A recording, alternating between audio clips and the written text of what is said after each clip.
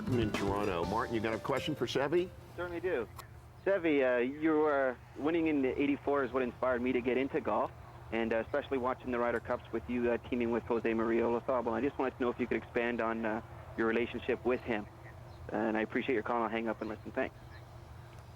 Tell us about how wonderful it is for you and Jose Maria when you have been teammates. Well, obviously, I know Jose Maria very well.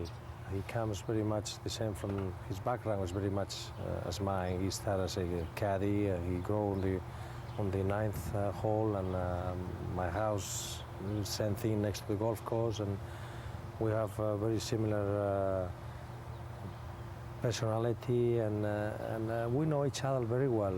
And as we are competing in the Ryder Cup, I know how he feels, I know how he thinks, and obviously he feels the same way with me. So we just, in my opinion, we just make a perfect partnership, and that's why we've been very successful in the Ryder Cup. And tell me how much fun it is, given how successful the two of you have been together, when you have that partnership. How much fun is it when you're actually playing the game together? You both look radiant. Well, obviously it's a lot of fun, especially when you come out and you know that you have a partner that is going to support you, and you know that you are going to support him, and with that chemistry, you have tremendous confidence on winning the match, and that makes you more confident, more relaxed, and you come out there and just play your best. Speaking of playing your best, one of the greatest rounds that we've had the opportunity to witness was, of course, your final round 65 at Royal Lytham in 1988, when Nick Price was still looking at that time for his first major championship. Now, I think that we don't have the birdie eagle birdie in the middle, but I think we have the eagle birdie on 7 and 8. Maybe we'll take a quick look at that and you tell us what's going on. And this is, I think, where you really took control of the golf championship. Well, that's the eagle thing I make, and that was the turning point in my opinion, because it was Nicky, Price, Nick Faldo, and I, and Nick Faldo make 3 putts there, so he was the one who really dropped from that from the tournament, and then it was just Nick Price and myself all the way head to head until the last hole, and that was really the turning point. You always wore that outfit, it seemed like, on Major Championship Sunday. The blue color, you mean? Yeah, always blue. That blue has always been my favorite color, and obviously playing that day with the two Nicks, it was a great experience, and Nicky Price played fantastic that day. It just was a little bit unlucky. Then I hold a couple of more putts than him, but he really played fantastic. You didn't miss anything that day. No, not really. Let's take a look at one that looked like it was going in, which is, of course, your last chip on the last hole. And we'll take a look at that. You know, when I watched this chip, still today, I think one of those days the ball is going to drop in the hole, because it seems straight away I knew that was going to be very close. This could be the time. It might go in. Maybe. No, unlucky. And I knew that as soon as I carried the ball into the green, I just have such a good feel that I knew it was going to be close. Never sure how much close, but very close. And it was not easy, because Nick Price was on the green, and I was only 1 shot ahead, and the lie was not so good. So it may look very easy when you watch on the video, but it wasn't that easy. When parents say to you, I have young children like you do, Seve, how should I introduce them to golf? What do you say? Well, in my opinion, it's just to take them to one of the golf tournaments, and maybe the atmosphere will get into them. In my opinion, that's the best way, or just take them for a round of golf. But the worst thing you can do, in my opinion, is to push them to do something that you want. Let them to choose whatever they feel like it. And sometimes, what I do with my children, when I take them to the par 3 course, I go there, and anytime I see them that they are having a great fun, I always say, come on, let's go, we have to go home. And they say, no, we want to stay a little bit more. Okay, no, let's go home, we come back tomorrow. if they stay there too long, they may just drop that desire, you know? That's important. How important are championships to you now? Well, golf is been my life. Golf is thanks to golf, I have everything. I have even my family, because I met my wife through golf, and I'm very grateful for all what I have achieved, and golf is the only thing I know what I can do. And obviously, I love the game, and still I like to compete, and anytime I play in a golf tournament, I just feel very happy and very proud to be there. What did you think when you heard that there might be a little bit of rough at your golf course, Augusta National? Well, I don't know. I'm looking forward to be there, but Augusta with those fast and firm greens, and if the wind blow playing from the rough, it will take maybe 2 weeks to finish the tournament. Do your kids give you good balance and perspective now? Is it easier to get over a disappointment in golf because you have a wonderful family? Much easier, much easier. Every time I have a bad day or whatever, I always think about my family, and that's at the end of the day, that's is what is most important. The difficult thing is to get away from home. That's very difficult, and every time I go to play a golf tournament and I see them in the door saying bye-bye, it's pretty hard, not easy. We hear about so many people who are in a rush to get to 50 years old. You're in no rush for your 42nd birthday, which comes up in a couple of weeks, right? No, really. A lot of people start talking about saying, you know, well, Seve, very soon you get to the senior tour. I'm not interested in the senior tour. I'm just interested in the regular tour, and I don't really want to gain age to get into the senior tour like I have the feeling that some people wanted to do. I mean, time goes by quick enough, I think. Seve, it's been such a great pleasure to have you with us here this evening. I wish you the absolute best of luck going forward, and thank you for all the thrills you've given us for over the years. Thank you, Peter. And a great pleasure to be with you. Stay with us 1 second. We'll just say that we'll tell our audience we will be right back with another Hall of Fame inductee, Amy Alcott, right after this.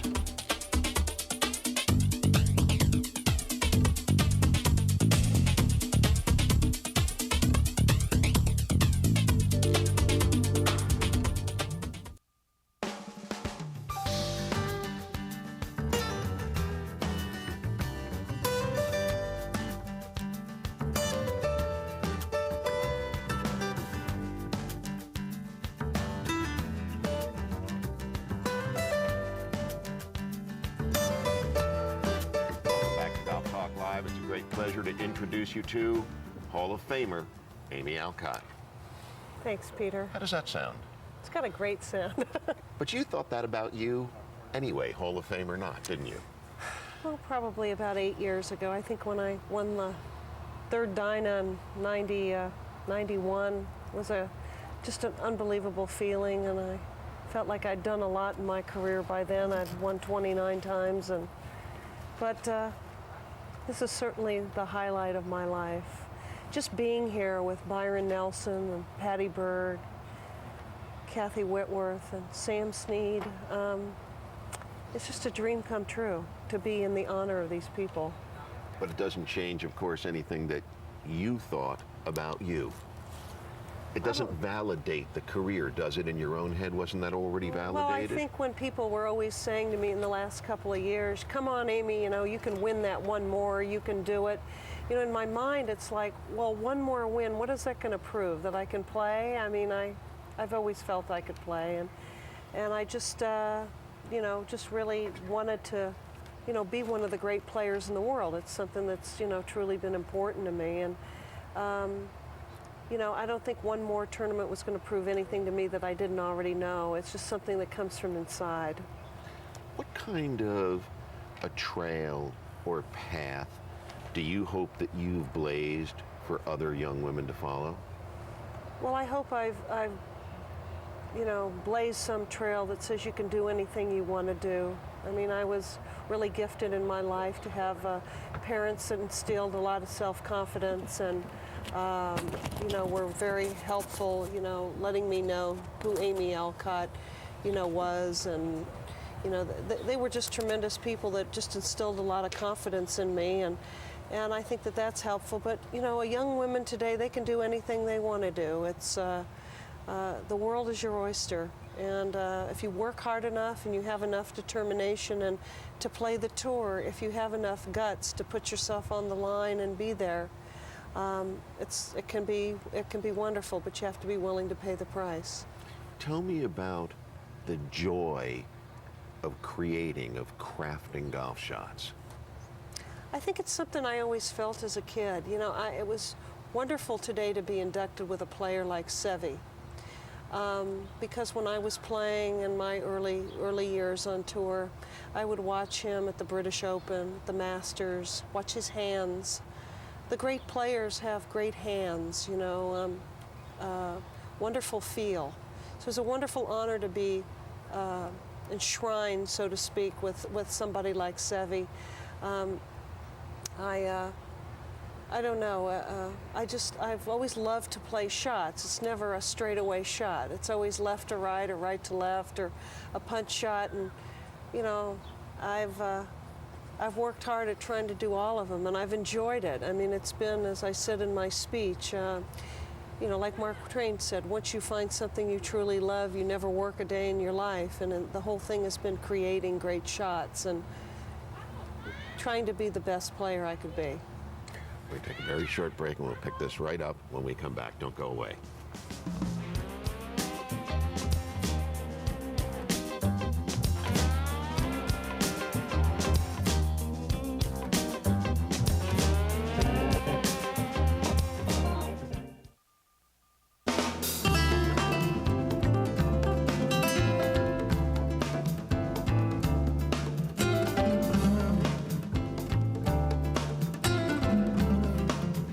I know that one of the people who is most proud of you is, of course, Walter Keller, who has a great shop in LA, which has been there for decades and decades, and where you first learned to hit balls indoors. I know that he was too ill to make the trip. He's 90 now, I believe, right? 91. 91. Yeah. What does Walter think about what you've done and about the recognition of your career? Well, Walter has always been a tough taskmaster, and I don't think that that's a bad thing. I think I'm very thankful of that now that I'm a little older. When I first told him that this was going to happen, he told me that, you should have been in that thing 12 years ago. Of course, he's got a million different ideas about everything he sees because he's lived a long time, about all these gimmicks they use in golf. But he says, all these things to keep your arms in tight. He says, we used to put handkerchiefs under people's arms for 3 cents a piece, and now they're selling them on TV for $29.95. So he's an opinionated gentleman, but I'm really lucky in my life to have had somebody like him. I can remember winning the U.S. Open and calling him from the press room. And I said, Walter, I won the U.S. Open by 9 shots. Yeah, honey, I saw it. I'm so proud of you. I'm so happy. But you got a little flat coming in. You weren't upright enough, and you got to keep working on that chipping and putting. And sometimes in life you need somebody that, pushes you like that and just makes it, kind of makes you reach a little bit farther. And he's always been that kind of guy. How's your drive to keep playing great golf? How long can one sustain that great drive to keep playing great golf? Well, I think the real key is concentration. Sometimes I don't think, maybe at times I have the best concentration I did when I was 24 or 30 or whatever, but I still have it, and I still have that drive and will and want to win, and I know I have to work at it harder, which I keep trying to push myself to do. But Peter, I love golf, and I still think I can win, and that's the driving, motivating thing. It's like, people say it's like a drug. It's just like I want to feel that feeling one more time, and I think that oftentimes in top players, it's not the confidence that drives them, the knowing how good they are, where they've been or what they've achieved. It's that part of them that's maybe insecure, that wonders if they'll ever win again. I'm sure you could walk up to Arnold or Jack or Joanne Carner, Nancy Lopez, the greats, and they'll say, you know, it's that part of them that still wants to drive and still wants to prove that they can do it, and I still have that. Let's take a question from one of our viewers. We've got Chris from Prince Edward Island wants to ask you a question. Go ahead, Chris. Yeah, hi, Amy. Hi, Chris. I was just looking at your stats there, and I've noticed you've won 29 times. I'm just wondering what you feel is the key to winning so many times, as compared with a lot of players who just are consistently in the top 10. Lots of vitamins. No, I think, you know, my career spanned 24 years, and I won a lot in those through the 80s, and it takes incredible focus. It takes, you know, wanting something more than anything, and enjoying being under the gun and enjoying the pressure. And sometimes it's kind of like what Fuzzy Zeller says, just give me a chance to choke. I think there's certain players that relish those times, and you know, sometimes you relish those times and you fall flat on your face, and you got to have the courage to pick yourself up. But if you keep putting yourself in position and keep working on your game, and the way I did and have, that's kind of what it's all about, is getting in position to win enough times, and I did, and you know, it's been a wonderful experience, but it takes a tremendous lot of focus and single-mindedness. You mentioned Arnie just a couple of minutes ago, and he said earlier this week that he was worried about a lack of etiquette among the players playing our game professionally. Mm-hmm. Do you agree with that, or is our game in great hands with the young players of today? I think there are a lot of young players that just really value the game and the etiquette. I firmly believe in that do know the history of it and kind of the role they play and what it is to be an entertainer and to be a role model. I also think that the era during the 50s, when Arnold came along and television came along, and even before Arnold, was a very romantic era in golf. I mean, and there was a very gentlemanly and very womanly era with the women in their long skirts playing like the Babe did, with the handshakes and the etiquette, and the people walking up the fairways in their long coats. When, you know, I'm just elaborating here, Jack Fleck coming up the Olympic Club when they had to hold the people back. I mean, that's when golf was at a very romantic era. And I think that if you look at that and look at the way it is now, which it is a business and not such a romantic period of the golf game, that it would be easy to kind of think that it's lost something. But in reality, the talent now is so incredible, and the players are so gifted. It's just, in some ways, I think a lot of them just need to know still where their bread is buttered, and understand that they are entertainers. And there are a lot of them that certainly do. Arnold, of course, said he was going to cut back on his schedule. Do you think he will? I don't know. Arnold, there's only one Arnold. You know, I've admired him as a child growing up, and he's a swashbuckler. I don't see him cutting back too much. I will admire him always, and I think if he cuts back, people will wonder, where's Arnold? Because there's only one.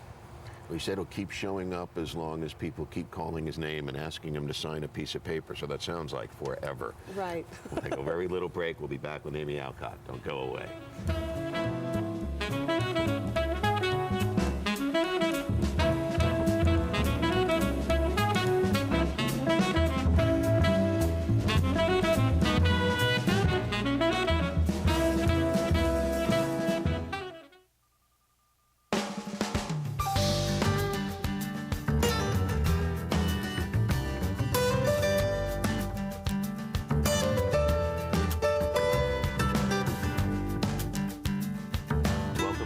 Let's talk to Charles in South Carolina, see what he wants to ask Amy.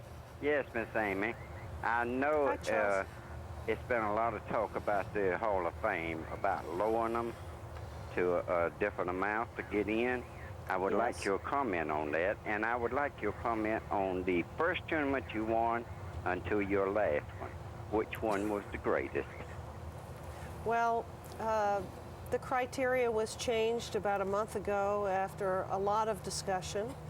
And as you know, this Hall of Fame, the LPGA Hall of Fame, has always rewarded greatness by the number of wins and the quality of play, which I think is important. I don't think that our standards should be lowered.